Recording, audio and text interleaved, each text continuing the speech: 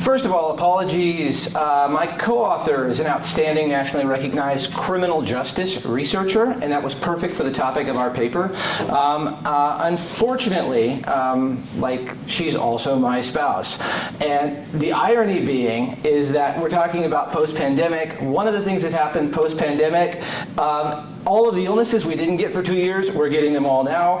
Our daughter has the stomach flu. So she is here in spirit, giving moral support, but otherwise nursing our little one back at home. And I'm going to be taking over the presentation, which is unfortunate because you lose some awesome criminal justice insights.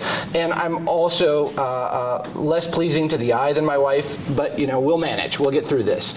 I just want to talk a little bit about what our case is about. We were interested in online radicalization, right? Like the access to really bad stuff online. To what extent can this pull people into the direction of violent action? And there's always been a lot of discussion about that. There's been a weird case with GENDRON, the Buffalo shooter, where it appears he was exclusively radicalized online, and we wanted to unpack and see if there was some validity to this. And I want to talk a little bit about the project, just for some context for those people that didn't follow the news story. GENDRON, he was 18 years old, a very young person. He drove 200 miles across upstate New York to a Tops supermarket in a predominantly black neighborhood in Buffalo. He wore body armor or tactical gear with an AR-15 rifle, and he shot 13 people, 11 of which were black, 2 of which were white, and he was sentenced to life in prison without the possibility of parole just very recently, within the last month or so. He was sentenced to that. And the crimes that he was charged with included murder, hate crime, and hate-motivated domestic terrorism. Why did this happen? This is the question that we really were sort of left to unpack in relation to this. According to his manifesto, and this is directly from his text, he stated that mostly he got his information from the internet. There was little to no influence on my personal beliefs by people I met in person. I read multiple sources of information from all ideologies and decided that my current one is the most correct. He's sort of saying, I got here through online content. Right, this was the statement that he made in the manifesto. And both of his parents are civil engineers for the state. He studied engineering at a community college, pretty average American family. There were some warning signs. He had a school assignment where they asked what his retirement plans were, and he said murder-suicide was his retirement plan. That was a red flag.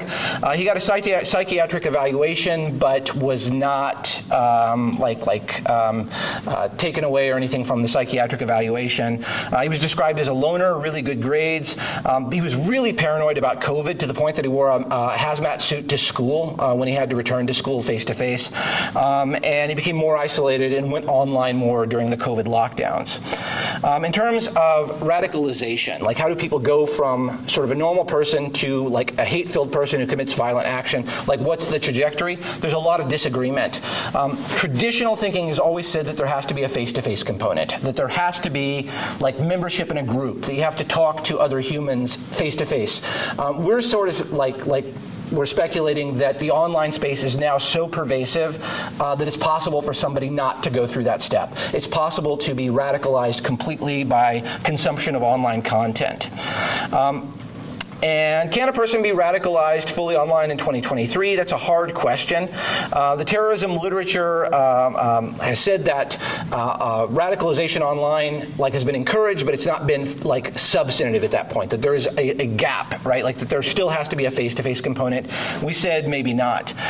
In terms of what we saw as an opportunity here, we wanted to look and see from his manifesto if there were some indications that this entirely was an online formed belief.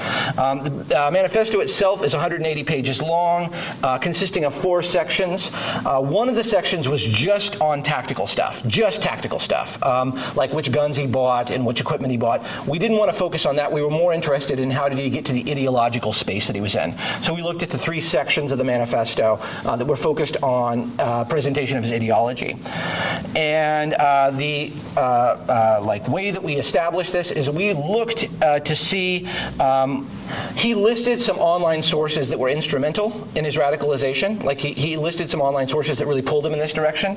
And we wanted to see to what extent were those sources, like content from those sources, present in the manifesto, right? He also had a lot of images. We wanted to see if those images were pulled from those like sites that he mentioned. And we used Turnitin. For those of you that are students, you may know, like our professors, you know Turnitin. We use Turnitin to sort of like, because it's an excellent tool for sourcing content, to see where did the stuff come from. And we sourced the graphics. Sourcing the graphics was hard. There were a lot of hate-filled graphics. You can't search them on Google. We had to use something called Yandex, which is a Russian-based search engine it's essentially a lawless search engine. So we could actually source the images, and that was the only space we would be able to do that.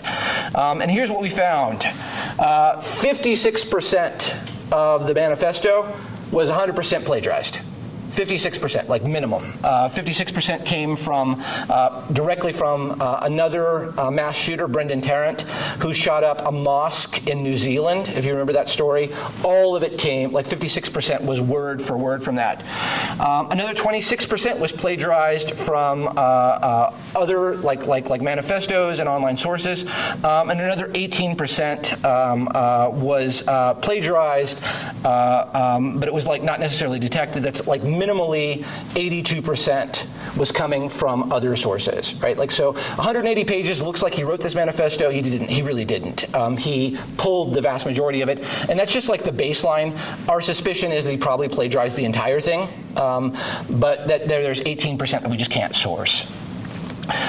In terms of the images, 62 of the images in the manifesto could be sourced to places that he reported visiting. 4chan was probably the biggest space that where most of the content that he used came from, was from 4chan. 61 of the 62 images overtly expressed themes of racism, anti-Semitism, or some combination of racism and anti-Semitism. Only one was a Nordic symbol, and that Nordic symbol has been co-opted by white nationalist groups as kind of like sort of like a swastika, right? So pretty much all of the images supported the ideology that he was reporting. In terms of the types of image content, like he had a lot of charts and a lot of like facts, and they're all like these are all like completely ridiculous facts, completely made up facts, you know, like about like the intellectual performance of different groups and so on. He would pull these things, and they're all made up things, but they had the illusion of authenticity because Dr. So-and-so, and who knows if the quote was legitimate, but it was the presentation of like, I am legitimate in terms of like the facts that I'm presenting. We thought it was noteworthy that 32% of the content was meme and humor-based content. This also, like that in the far-right landscape of radicalization, you see a combination between like facts, but also these sort of jokey, not joking kind of things as well. Like we thought that was really interesting. What could have happened differently? Could the parents have stopped this? Maybe. Kids are going to find stuff online. We can do very little about that. Are platforms going to self-regulate? They probably are not going to self-regulate because social media platforms benefit from outrageous content. The more outrageous it is, the more likely you are to comment on it, and that makes platforms money, so I don't think we can rely on that. Counter-messaging, trying to correct these bad sources, there's just too many of them. I think it's unrealistic to think that. We could ask the government to stop this sort of content from coming online. That is a Pandora's box that will probably be ineffective, and at the same time too, like I don't know how, like if we're comfortable with that from like a First Amendment perspective. What we really need to do though is that, at least from what we're seeing here, is that we really need to increase information literacy education. Like information literacy education is key. People need to know that the algorithms of platforms are pulling us in bad directions. You click on something bad, you're going to get more bad content. We need to have a generation that understands that and starts to interrogate the messages that they're getting from the online space, right? Like this is the only solution to this, like that we're not going to be able to stop it with parents or government or regulations or anything like that. That said though, just before I wrap up, because my time's up, there are some limitations. He was radicalized during COVID. Everybody was online during COVID. Is that a corollary to where we're at now? I'm not sure, right? We were online so much during this period. I don't know if it's transferable to the current context because we're not online as much as we were during COVID. And also, it's possible he was lying. Like it also should be noted that it's possible that he was lying. Totally possible that he was just lying. He was radicalized elsewhere. It may be possible that he wasn't. He didn't even care about the ideology. He just wanted to kill people. We can't discern that. So we just want to like put a grain of salt with those things. And just the last thing I'll mention is at his sentencing, he now realizes this was exceptionally bad. It's almost like he's come out of the fog of this. And he said that the online space like really warped him, right? And I think that this is important research, and I hope that it's a challenge for us to really rethink ethically how we deal with the online space. So my 10 minutes are up. I've gone 11. I'm so sorry, and I will turn it over to the next presenter. All right, hello everybody. My name is Alex Malone. I'm from Montclair State University. I just graduated back in December. And today I'm going to be presenting to you about a project that I did on Modern Family, all about the hegemonic values and some of just the characteristics and stereotypes that I noticed in a lot of the characters and the environment of the setting. So I'm working towards the answer to the question, why was this television series persuasive at this particular moment in time? So just a little background about Modern Family for those that are not familiar. It is a ABC series that ran from September of 2009 to April of 2020. It ended right at the beginning of the pandemic, and it is a family comedy series that aired on ABC.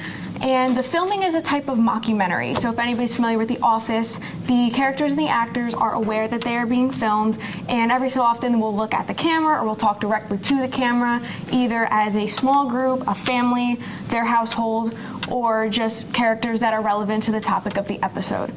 And being that the show is premiered in 2009, there was a lot of room for inclusivity, increase in diversity.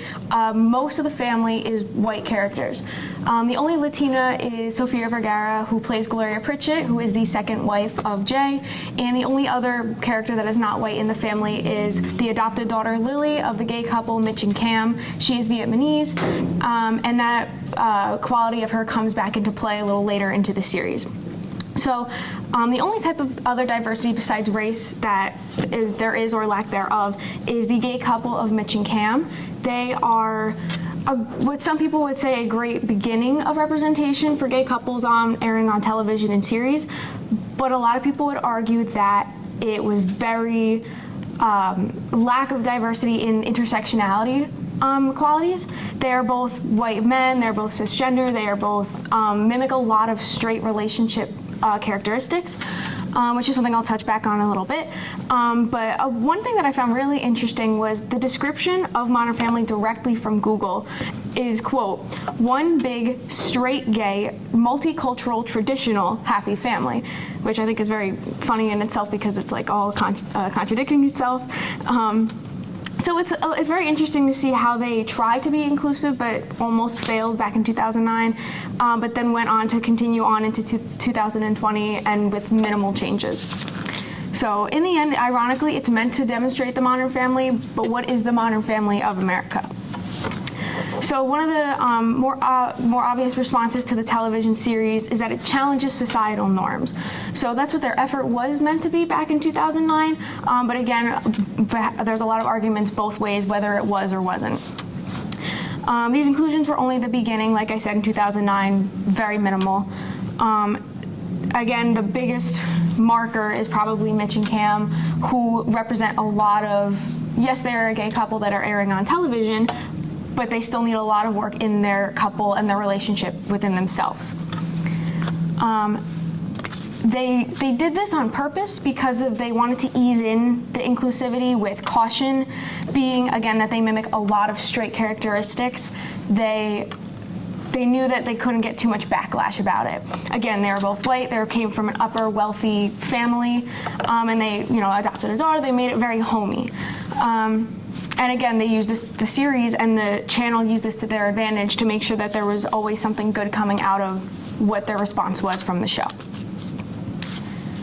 So in the beginning of the talk of LGBTQ plus relationships on television also came the question of adoption rates across America. So with that being said, Mitch and Cam adopted a Vietnamese girl who in one episode, she had questioned her own sexuality as a child, maybe not even knowing what sexuality meant. But it was interesting to note that they even made this an episode. The series and the channel, the station, were aware of this concern by a lot of their untraditional, unaccepting viewers. They wanted to bring this immediately to the light and let their viewers know that, yeah, we know that some of you are concerned, and maybe you think that this is a bad thing or something to fear, that the LGBTQ plus population would increase just because this was a viewing on television, and that's something that their daughter obviously picked up on. Now, in the episode, it was a very comedic and lighthearted fashion. Lily was going around saying that she was gay just because her parents were gay, and this was just because she learned about it in school about nationalities. So she thought if her parents were Italian, that she would be Italian. So obviously a less formal situation with that. But again, something that they didn't have to make into an episode, but they did. So obviously Mitch and Cam as a gay couple being televised on television is very monumental. As some would argue, again, maybe a weak example, but again, also a strong example depending on the context. But there are a few other male characters in the series that very much defy hegemonic values. So there's two characters, Phil and Manny. Phil is one of the husbands. He is very connected to himself. He's very self-aware. He's very connected to his emotions.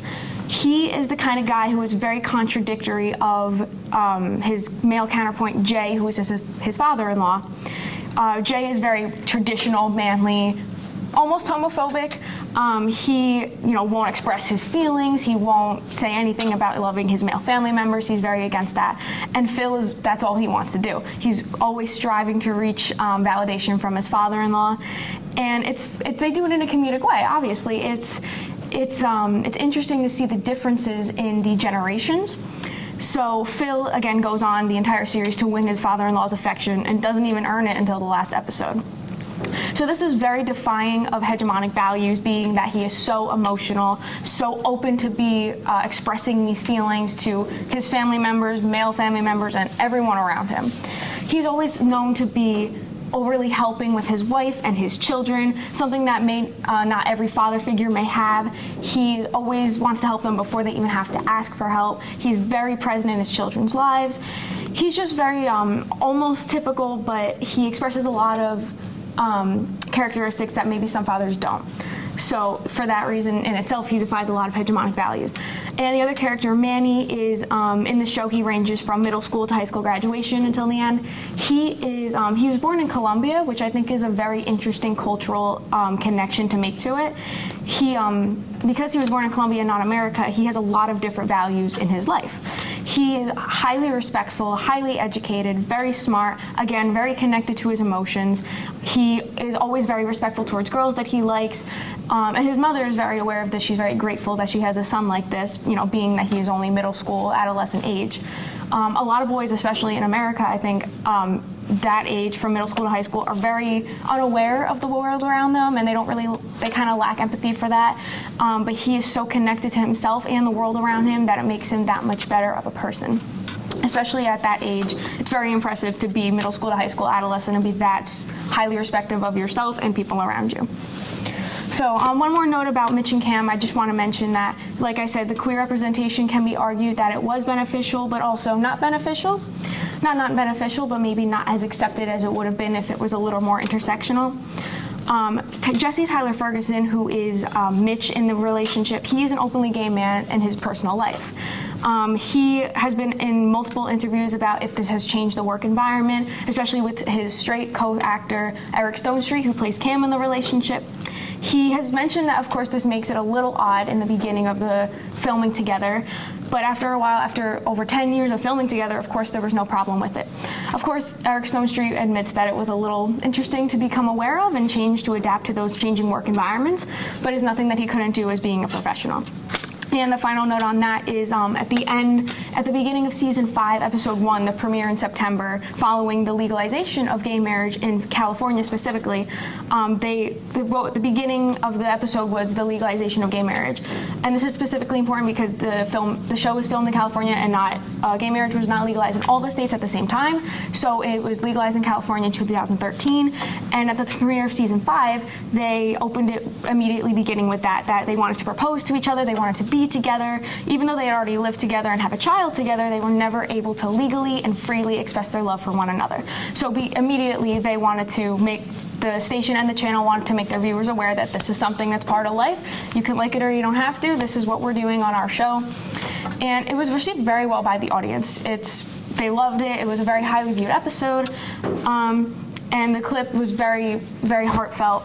It was a really good clip for how they presented it and how they both proposed to each other at the same time. It's a great episode. I recommend it.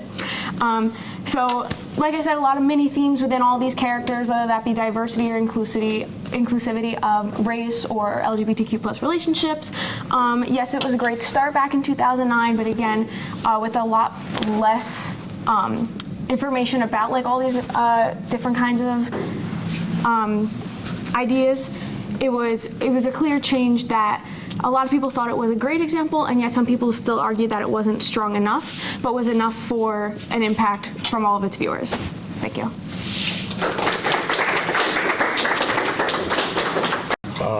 Hello everyone, my name is Brandon McAleer. I'm a senior at Montclair State University, and I wrote my essay on South Park and how they've been able to avoid cancel culture for all these years.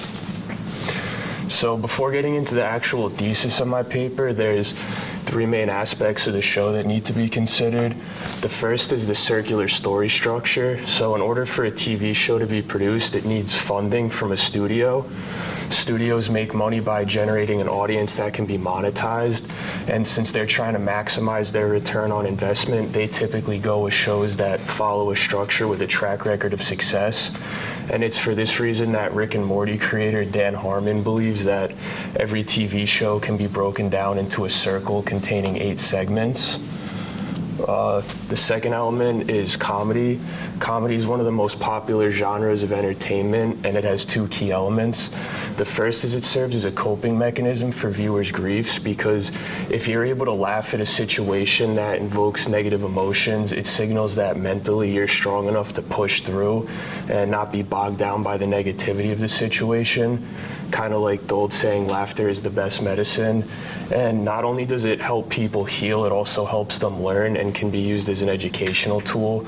TV show hosts like Jon Stewart and John Oliver are examples of people who use comedy to educate the public on serious topics that may be hard to discuss or not interest people, but when you use comedy to lessen the harsh realities of life, you can have these conversations because humor is taking over as the dominant emotion.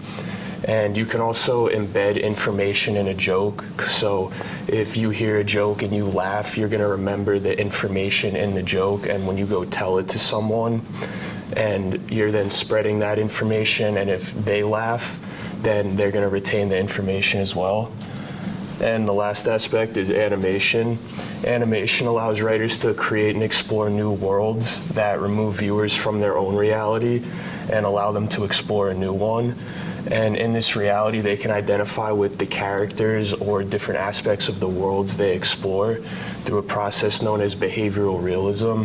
Behavioral realism describes the extent to which features in a virtual environment mimic a real-world environment, and this helps viewers learn by allowing them to analyze their world from a third-person perspective. So my thesis is South Park incorporates a circular story structure with comedy and animation to portray an issue in the modern world, have characters represent how real-life people are affected, and then provides a solution or moral resolution using a populist point of view. Populism is a growing political movement in the U.S. It can be evidenced by the election of Donald Trump, the rise in labor unions, and the outrage towards bailouts of big banks.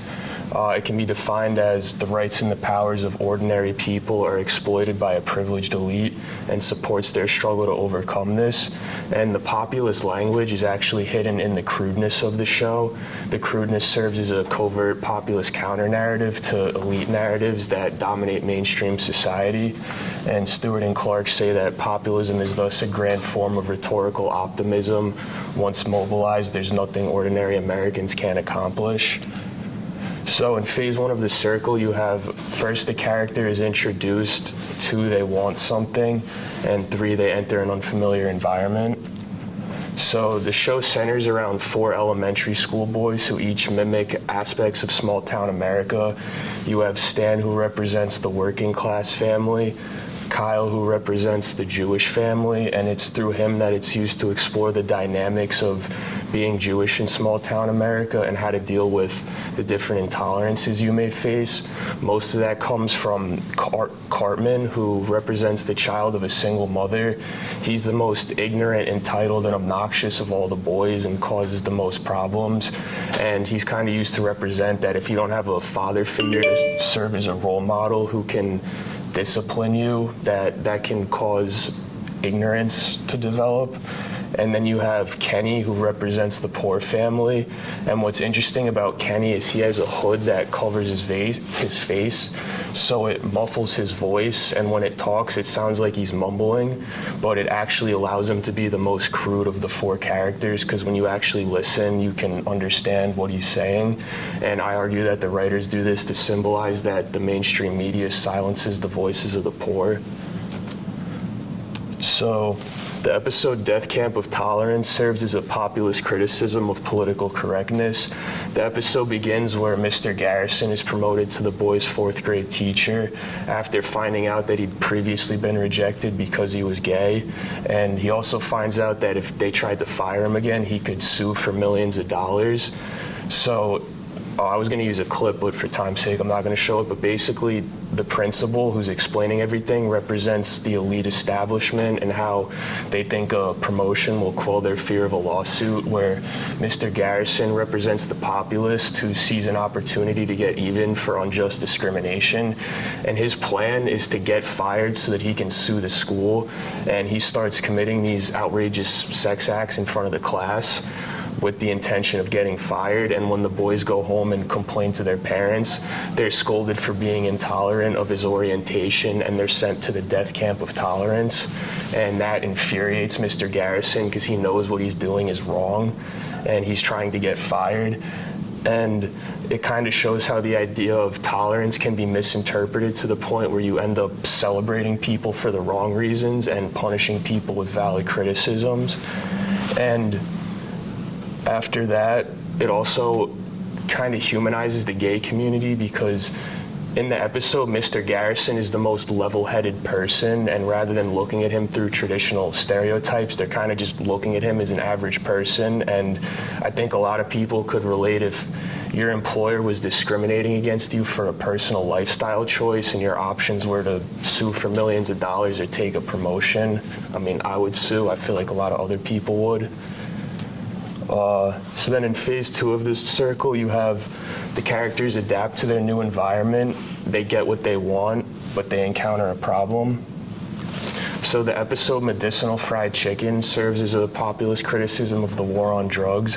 It starts out where Colorado passes a bill that bans KFC from operating in low-income neighborhoods, which enrages Cartman because KFC only operates in low-income neighborhoods, and it represents how prohibition typically targets poor communities. So after that, he starts going through withdrawal from not having KFC, so he goes to a KFC clinic, sort of like a methadone clinic that gives him a cup of KFC gravy once every 24 hours. And it sort of satirizes methadone clinics and how they were criticized for not actually helping people overcome their addiction, just replacing one addiction with another. After that, he runs into a local boy who offers him some KFC to eat. When Cartman eats it, the boy asks him how he's going to pay. Cartman doesn't have any money, so the kid agrees to wipe the debt if he goes and picks up a shipment for him. And that represents how criminals will rise up and take advantage of people left vulnerable by prohibition. He goes to go pick up the shipment, and he notices that the dealer...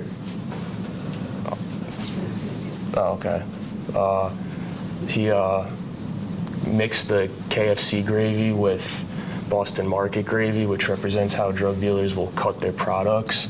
And then after that, he comes back with the money and the cash after robbing the dealer, and he's offered a full-time position to traffic KFC, which represents how prohibition can drag innocent people into a life of crime.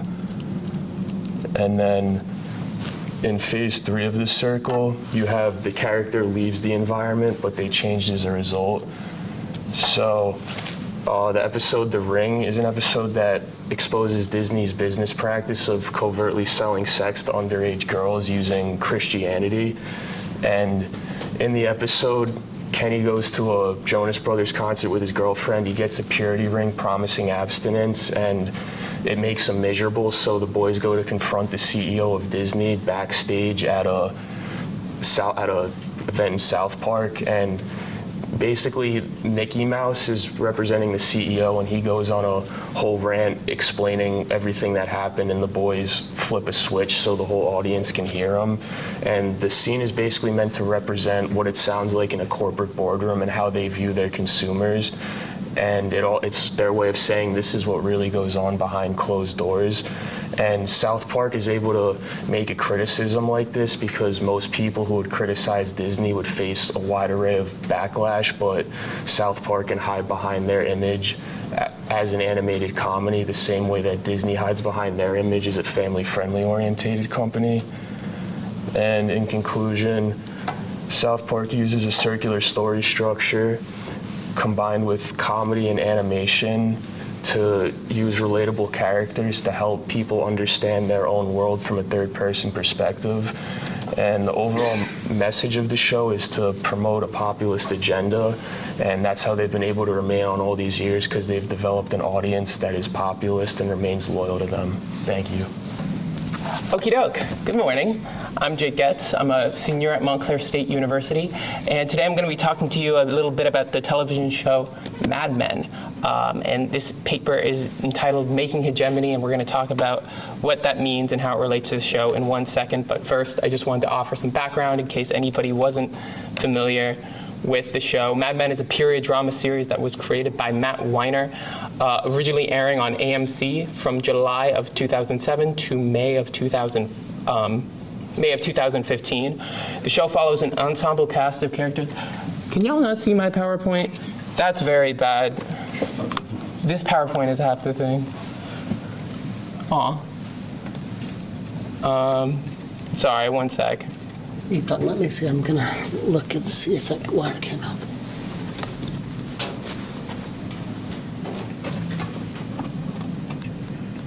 No. What?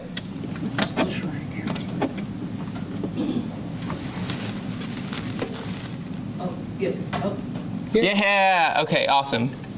My bad. See, it's so pretty. How could I skip out on this? So yes, as I was saying, the show follows an ensemble cast of characters who work at an advertising agency in Madison Avenue throughout the 60s, focusing on the upper level management and the tumultuous personal lives of the lead characters. And a little headline or tagline from one of the season 1 DVDs was, "Where lying is more than a business, it's a lifestyle."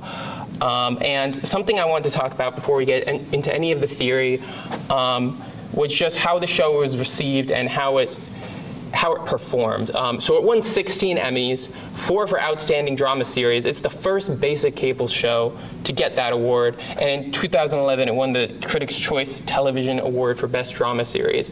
But interesting to note, though, that despite of this very critical acclaim, viewership wasn't bad, like it wasn't a flop by any means, but it also wasn't that great either, especially among young folks, which is what studio executives typically tend to target.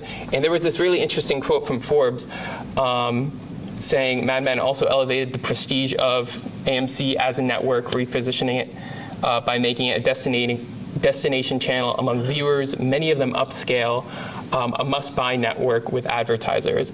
And I kind of want to illustrate that as Mad Men as television mainly geared towards upper class people, and what that kind of says, because hegemony, it's a concept that I believe originates with Antonio Gramsci, elaborated upon by Frederick Jameson.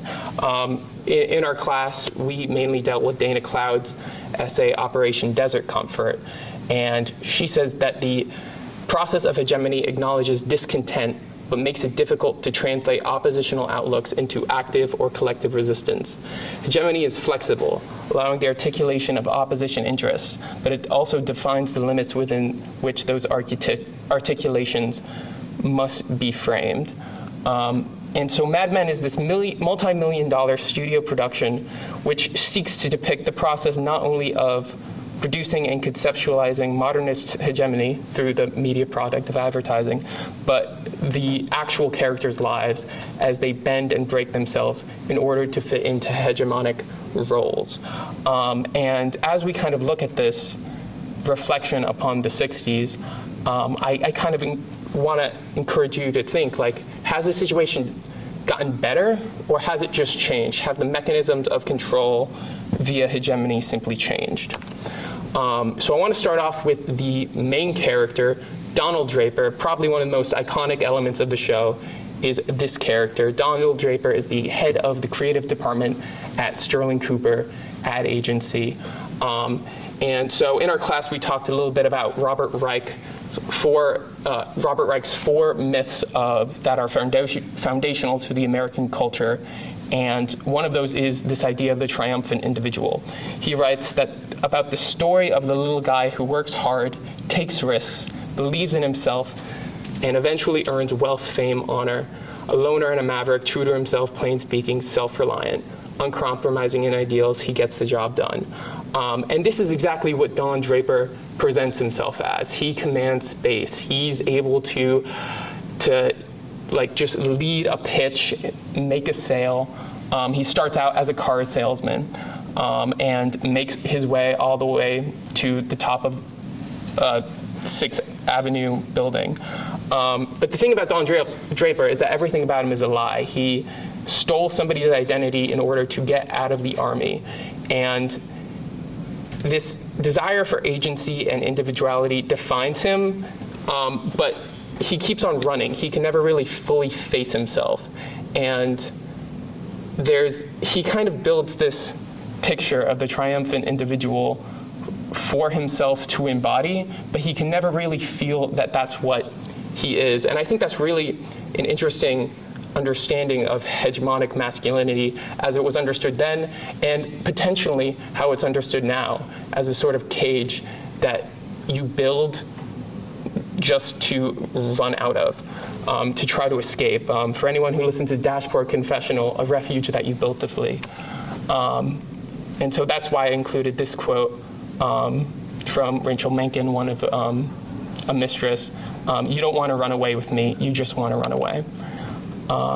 And so the entire approach Donald Draper takes to advertising is through what we in our class called therapeutic discourse. This approach throughout media that you can see where you take sometimes personal and sometimes very large systemic problems, and you always talk about them through emotional therapeutic language. You know, talking about how to cope with certain things when potentially, like, of course you have to cope with certain aspects of life, but there's also political action that can be taken. And throughout mainstream media, there can be this tendency to downplay that aspect or sometimes completely obfuscate it. And so that's kind of the approach that's taken here, as he kind of, his big shtick, the reason that he's so good at advertising is he's able to take an emotion and connect it to a more general anxiety that a buyer might have. And it's normally connecting with a theme that's being explored and that he as a character is dealing with. So I wanted to talk about Sterling Cooper, the advertising agency, as a workplace. Most of the show takes place at this advertising agency. It goes through some corporate changes, and we're going to talk about that in a sec. But for now, especially on season 1, as we first learned about it, it's a place of rigid hierarchy and casual sexism. And the business aspect focuses on creating and maintaining relationships with clients and developing ideas for their products. These two things come together in these climactic pitch scenes where the relationships that are at play within the clients and also the ideas that are being presented and all the themes that are embedded in all of that sort of just come to a head. And it's interesting to see characters navigate the space of the hierarchy. We're going to talk about a bit about gender in a second. You know, the way that women are treated. And it's a lot of it is just presented very matter-of-factly because the approach that was taken was that it's the 1960s and that like the viewer is just supposed to really understand that like that's just how it was. Yeah, and I also wanted to talk about marriage and infidelity, which infidelity is one of the most consistent themes throughout the entire series, and it's normally married men cheating with other women, with a few notable exceptions to that. But I also kind of wanted to bring up that idea of creating these hegemonic roles of the monogamous marriage and running away from it. And I also wanted to talk about the market, that Mad Men is also the story of corporate centralization. So underlying the show is the agency's effort to operate independently without getting swallowed up by the industry advertising giant McCann Erickson, which is a real-life company. They go through multiple changes in ownership before being forced to merge with McCann. And once they're in that office, it's very clear that it's not the same. And Don runs away. Like that's kind of a thing he does throughout the series, where he'll just leave for weeks. And so with all this running away, with all this rejection of these hegemonic norms, I'm always interested to see what are the alternatives? What are they thinking of when it comes to alternatives? And I know that's what a lot of people were thinking in the 60s, right? You see in Mad Men, you see hippies, you see Hare Krishnas, and you see these kind of yoga sessions, and lots of people with lots of different lifestyles. But you also see kind of the art world of like Warhol and stuff like that. But they're all kind of depicted as arbitrary substitutes. And this gets at something a theorist I deal a lot with Mark Fisher, with the idea of capitalist realism, that there is no alternative to these hegemonic norms, that even though people don't like them, we can't really even imagine structuring our society in a different way because capitalism is so persistent.